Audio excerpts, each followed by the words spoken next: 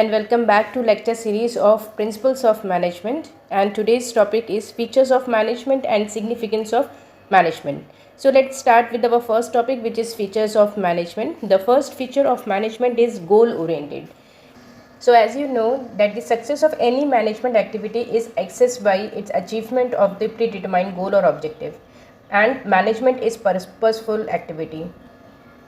Management is a tool which helps us in the attainment of our predetermined goal.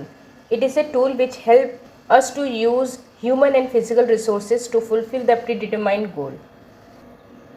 तो इसका जो first feature है वो है मैनेजमेंट जो है वो गोल ओरिएंटेड होता है। इसका मतलब जहाँ पे भी गोल है उस गोल को अटेन करने के लिए हम मैनेजमेंट का यूज़ करते ही हैं। तो मैनेजमेंट जो है ह्यूमंस को हेल्प करता है कि वो अपने प्री डिटरमाइंड गोल्स और ऑब्जेक्टिव्स को ईजिली अचीव कर पाए। तो अल्टीमेट पर्पस क्या है मैनेजमेंट का? To attain the predetermined goal. तो इस गोल को अचीव करने के लिए हम ह्यूमन रिसोर्स और जितना भी हमारे पास फिजिकल रिसोर्स है उन दोनों को हम यूज़ करते हैं ताकि हम प्री डिटरमाइंड गोल को हम ईजिली अटेन कर पाएँ। The second feature is management is a group activity. This means that management is concerned with the group activity and not with the individual efforts or individual activity. तो हम क्या कर सकते हैं, हम मैनेजमेंट को यूज़ करके हम ग्रुप में मिल के एक साथ काम करते हैं ताकि हम ऑर्गेनाइजेशन के ऑब्जेक्टिव्स को हम अटेन कर पाएँ। अगर हर एक इंडिविजुअल अपने अकॉर्डिंग एक्टिविटीज़ को परफॉर्म करेगा तो हम अपने ऑर्गेनाइजेशन को गोल को हम ईजिली और इफ़ेक्टिवली हम अटेन नहीं कर पाएंगे। इसीलिए मैनेजमेंट को जो है वो ग्रुप एक्टिविटी कहा गया है। It involves the use of group efforts to achieve predetermined goal of management of any company. तो किसी भी कंपनी के जो अल्टीमेट ऑब्जेक्टिव या गोल है उसको अचीव करने के लिए मैनेजमेंट के थ्रू हम क्या करते हैं, ग्रुप एफर्ट्स के थ्रू हम उन गोल्स को हम अटेन करते हैं। The third feature is management is a continuous process. Management is an ongoing process. It involves continuous handling of problems and issues. तो मैनेजमेंट का एक कॉन्टीन्यूअस प्रोसेस होता है, ये हमेशा ऑर्गेनाइजेशन में चलता रहता है। तो जब से ऑर्गेनाइजेशन सेट होती है और जब तक वो ऑर्गेनाइजेशन एग्जिस्ट करेगी तब तक वहाँ पे जो मैनेजमेंट की एक्टिविटीज़ है वो हमेशा चलती रहेंगी। तो हमें यहाँ पे क्या करना होता है, हम कॉन्टीन्यूसली यहाँ पे कई तरीके की प्रॉब्लम्स और इश्यूज़ को हम क्योंकि हैंडल करते रहते हैं और कोई भी प्रॉब्लम और इश्यूज़ को हैंडल करने के लिए हमें एक अच्छा मैनेजमेंट की ज़रूरत पड़ती है। तो इसीलिए मैनेजमेंट जो है एक कॉन्टीन्यूअस वे में ऑर्गेनाइजेशन में हमेशा ही काम करता रहता है। The next one is management is a dynamic function.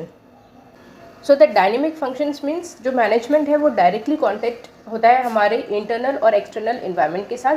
तो जो भी changes हमारे internal और external organization में आ रहे हैं, मतलब कि internal organization and external environment में जो भी changes आ रहे हैं उसकी वजह से जो मैनेजमेंट है वो भी चेंज होता रहता है। तो मैनेजमेंट क्या है, ये एक डायनेमिक फंक्शन है। डायनेमिक मतलब जो डायरेक्ट कॉन्टेक्ट में होता है एनवायरनमेंट के और उसके इम्पैक्ट की वजह से मैनेजमेंट में भी चेंजेस आते रहते हैं।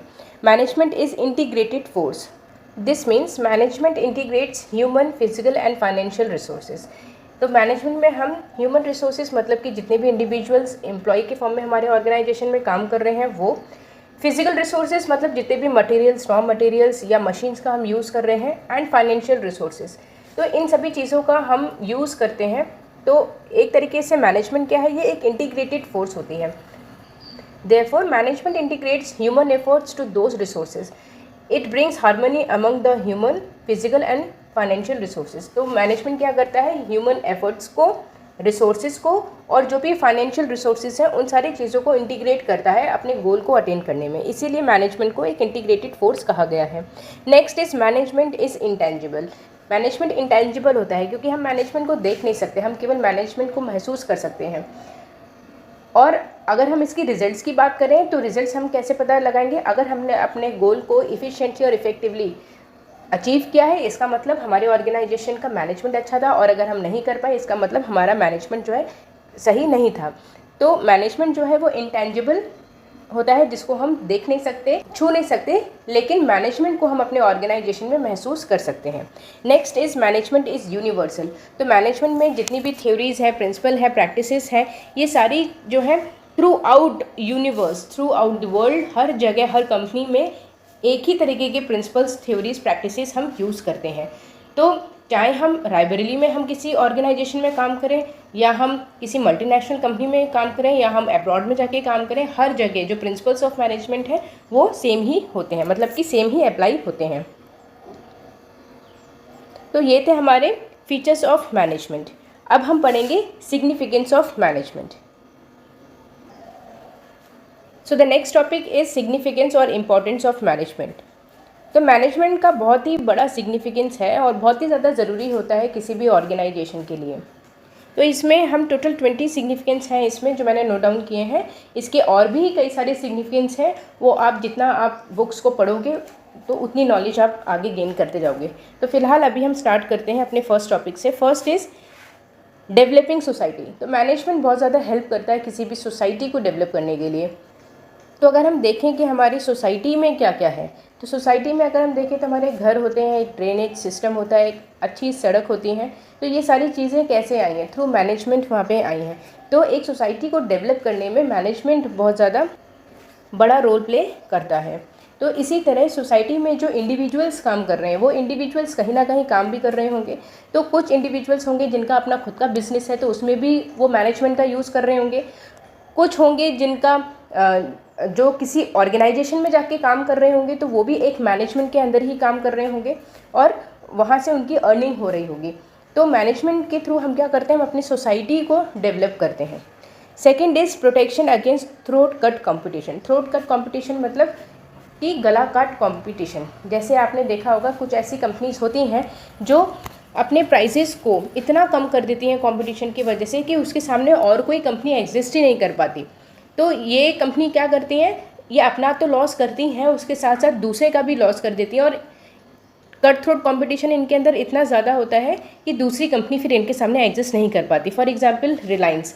तो रिलायंस अभी भी कंपटीशन की मोड़ पे आती है तो वो अपने प्राइस इतने ज़्यादा डाउन कर देती है कि उससे अदर कंपनीज़ को लॉस होना स्टार्ट हो जाता है। तो ऐसा जो कंपटीशन है उसके अगेंस्ट मैनेजमेंट क्या है? एक प्रोटेक्शन प्रोवाइड करता है। तो ऑर्गेनाइजेशन में कंपटीशन ऐसा होना चाहिए कि जिसमें उनका भी प्रॉफिट हो और दूसरे का भी प्रॉफिट हो। तो मैनेजमेंट के थ्रू हम ये चीज़ समझ सकते हैं कि हमें किस लेवल का कंपटीशन करना चाहिए जिससे कि हमारा भी नुकसान ना हो और कोई अदर कंपनी का भी नुकसान ना होने पाए। Third is necessary for operating large scale unit. तो बड़ी बड़ी यूनिट्स, जैसे कि कोई एक ब्रांच है जो लखनऊ में है, कोई एक ब्रांच दिल्ली में है, तो जितनी भी बड़ी बड़ी कंपनीज होती हैं जैसे इन्फोसिस हो गया, विप्रो हो गया, रिलायंस हो गई, टाटा मोटर्स हो गई, तो आप देखेंगे तो इनकी जो ब्रांचेस हैं वो कई जगह पे फैली हुई हैं। तो इन सभी ब्रांचेस को इफ़ेक्टिवली मैनेज करने के लिए वहाँ पे नेसेसरी है एक इफ़ेक्टिव मैनेजमेंट की। Fourth is increasing efficiency and effectiveness. ठीक है, इफ़िशिएंसी क्या होता है? ये चीज़ हमने पहले भी पढ़ी है। इफ़िशिएंसी क्या होती है? कॉस्ट अपॉन बेनिफिट, है ना। तो हमें क्या करना है? कॉस्ट को हमें कम करना है और बेनिफिट को हमें इंक्रीज़ करना है। मतलब हम मैनेजमेंट के थ्रू अपने ऑर्गेनाइजेशन में इफ़िशिएंसी लेके आ सकते हैं। एंड इफेक्टिवनेस क्या होता है? 100% अटेनमेंट ऑफ गोल, मतलब कि अपने गोल को 100% अटेन करना। तो मैनेजमेंट के थ्रू हम अपने ऑर्गेनाइजेशन में इफ़िशिएंसी एंड इफेक्टिवनेस दोनों ही लेके आ सकते हैं। Fifth is inculcating creativity. तो ऑर्गेनाइजेशन में क्रिएटिविटी को लेके आना, मतलब जो चीज़ें हम कर रहे हैं उसको नए तरीके से करना और कॉस्ट इफेक्टिव तरीके से करना। तो इस तरह हम क्रिएटिविटी मैनेजमेंट के थ्रू अपने ऑर्गेनाइजेशन में लेके आते हैं। Sixth is building dynamic organization. अपने ऑर्गेनाइजेशन को डायनेमिक बनाना, मतलब जो भी चेंजेस है, चेंज के साथ अपने ऑर्गेनाइजेशन को भी चेंज करते रहना। क्योंकि अगर हम टाइम टू टाइम अपने एम्प्लॉयज़ को चेंज नहीं करेंगे तो वो जो एम्प्लॉयज़ हैं वो कैसे बन जाएंगे? वो इनर्शिया की स्टेट में आ जाएंगे। फिर अगर आप उनको चेंज करोगे तो वो चेंज नहीं होंगे और कॉन्फ्लिक्ट्स वहाँ पे इंक्रीज़ होंगे। तो हमें क्या करना है? हमें अपने ऑर्गेनाइजेशन को ऐसा बिल्डअप करना है कि वो बीच बीच में कुछ ना कुछ चेंजेस को अडॉप्ट करते रहें। तो मैनेजमेंट के थ्रू हम क्या करते हैं? अपने ऑर्गेनाइजेशन को हम डायनेमिक ऑर्गेनाइजेशन बनाते हैं। और हमारे एम्प्लॉयज़ ऐसे होते हैं कि जो यूज टू हो जाते हैं कि कोई भी चेंज आता है तो वो ईजिली उसको अडॉप्ट कर लेते हैं। इसीलिए अपने ऑर्गेनाइजेशन को हमेशा हमें डायनेमिक बनाना है ताकि हमारे ऑर्गेनाइजेशन के एम्प्लॉयज़ इनर्शिया स्टेट को ना अचीव कर लें। Seventh is integrating various interest group. तो जितने भी हमारे ऑर्गेनाइजेशन में इंटरेस्ट ग्रुप हैं सबको मिला के चलना। हर एक ऑर्गेनाइजेशन का अलग, हर एक एम्प्लॉय का ऑर्गेनाइजेशन में अलग अलग इंटरेस्ट होता है। कोई जो है पोजीशन के लिए काम करता है, कोई मनी के लिए काम करता है, कोई प्रमोशन के लिए काम करता है। तो जितने भी इंटरेस्ट ग्रुप के इंडिविजुअल्स हैं हमें सबको लेके चलना है, हम किसी को भी ऑर्गेनाइजेशन से अलग नहीं कर सकते। तो ये इस चीज़ को अटेन करने के लिए मैनेजमेंट जो है बहुत ज़्यादा हेल्पफुल होता है। 8th is management is required to solve labour problems. तो लेबर प्रॉब्लम्स मतलब कि लेबर्स के बीच में अगर कोई कॉन्फ्लिक्ट हो गई या मैनेजमेंट और लेबर के बीच में कोई कॉन्फ्लिक्ट हो गई तो हम इफेक्टिव मैनेजमेंट के थ्रू ही इन प्रॉब्लम्स को सॉल्व कर सकते हैं। 8th is management is required to solve labour problem. ठीक है, ये कंप्लीट हो गया। 9th is for survival and growth. तो मैनेजमेंट बहुत ज़्यादा इफेक्टिव है सर्वाइवल एंड ग्रोथ के लिए। कोई भी ऑर्गेनाइजेशन सर्वाइवल कब करेगी, जब एटलीस्ट वो मिनिमम प्रॉफिट अटेन कर रही हो। तो अगर एक ऑर्गेनाइजेशन मिनिमम प्रॉफिट नहीं अटेन कर रही है तो वो अपने एम्प्लॉयज़ को सैलरी कैसे देगी। तो एटलीस्ट सर्वाइवल के लिए और ग्रोथ के लिए मैनेजमेंट वहाँ पे ज़रूरी है। और मैनेजमेंट के थ्रू हम पता करते हैं कि ऑर्गेनाइजेशन में हम कैसे अपने गोल्स को हम अटेन कर सकते हैं, कैसे हम प्रॉफिट्स को लेके आएंगे और फर्दर प्रॉफिट को कैसे हम डिस्ट्रीब्यूट करेंगे among individuals. Next is for generation of employment and development of nation.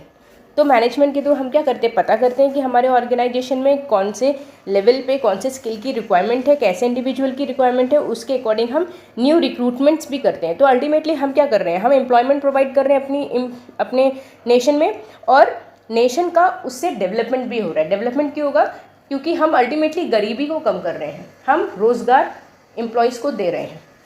Next is to upgrade social living standard. तो सोशल लिविंग स्टैंडर्ड को अपग्रेड करता है मैनेजमेंट। कैसे, हम ऑर्गेनाइजेशन में अच्छी सैलरी पे एम्प्लॉयज़ को रख रहे हैं तो वहाँ पे क्या होगा, एम्प्लॉयज़ का जो है लिविंग स्टैंडर्ड है वो इंक्रीज़ होगा। और वो एम्प्लॉय कहाँ से आ रहे हैं, सोसाइटी से। तो अल्टीमेटली हम क्या कर रहे हैं, हम सोसाइटी का लिविंग स्टैंडर्ड वहाँ पे अपग्रेड कर रहे हैं। Next is to establish industrial peace and increase national income. Industrial peace मतलब ऐसा ऑर्गेनाइजेशन हम वहाँ पे इस्टेब्लिश कर रहे हैं जहाँ पे एम्प्लॉयज़ बहुत आराम से काम कर रहे हैं, बीच में कोई कॉन्फ्लिक्ट नहीं, एकदम सुकून की नौकरी वहाँ पे चल रही है। ये किससे हुआ है, ये मैनेजमेंट के थ्रू हुआ है। एक पीसफुल इन्वायरमेंट को हम क्रिएट कर रहे हैं।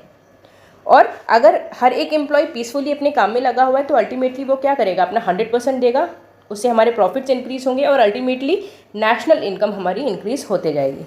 13th is to ease poverty. तो गरीबी को कम करने के लिए मैनेजमेंट बहुत ज़्यादा ज़रूरी है।